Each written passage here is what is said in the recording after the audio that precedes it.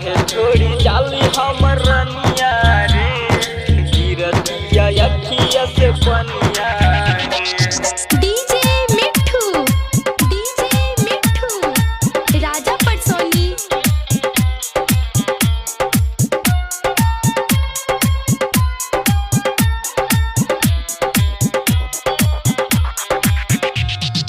काहे छोड़ी जाली हमर रनिया रे, गिरतिया अखिया से पनिया रे, गिरतिया अखिया से पनिया रे। काहे छोड़ी जाली हमर रनिया रे, गिरतिया अखिया से पनिया रे। हमरा के छोड़ी दोसरा संग जइबे, याद आई तोहर सूरतिया रे। काहे छोड़ी जाली हमर रनिया रे, गिरतिया अखिया से पनिया रे। डीजे मिठू, डीजे मिठू, राजा पटसोनी।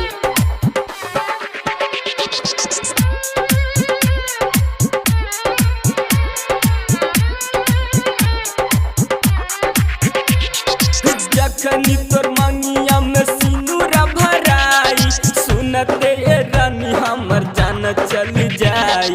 जखनी तोर मंगिया में सिनुरा भराई, सुनते ए रानी हमर जान चल जाई। भइल रहे गोरी का कसूरबा रे, भइल रहे गोरी का कसूरबा रे। दिल पे चलैलू काहे तीरबा रे, काहे छोड़ी जाली हमर रनिया रे, गिरतिया अखिया से पनिया रे, गिरतिया अखिया से पनिया रे, गिरतिया अखिया से पनिया रे। डीजे मिठू, डीजे मिठू, राजा पटसोनी।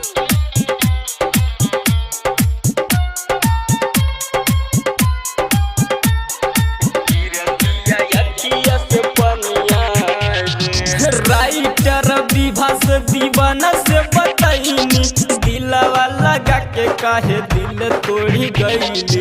राइटर विभास दीवाना से बताइनी, दिलवा लगा के काहे दिल तोड़ी गईली। राहुल पे हंस पूरा दुनिया रे, राहुल पे हंस पूरा दुनिया रे। गिरतिया अखिया से पनिया रे, काहे छोड़ी जाली हमर रनिया रे, गिरतिया अखिया से पनिया रे।